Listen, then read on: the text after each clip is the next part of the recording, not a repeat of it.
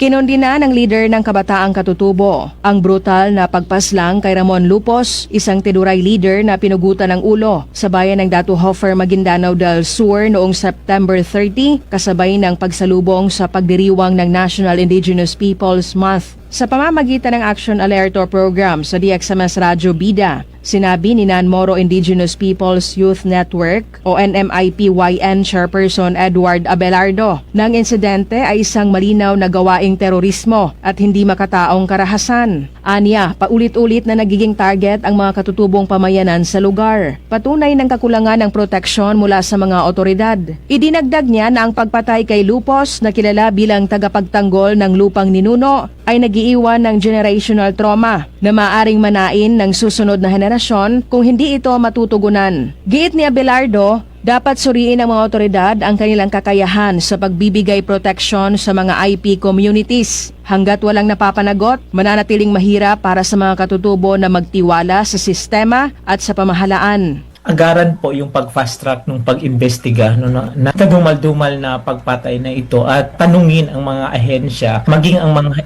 ekotibo na sa local government unit, mga assigned PNP, Armed Forces of the Philippines at iba pa kung bakit may pangyayaring ganito. Rufa Mocalid, NDBC, Bida Balita.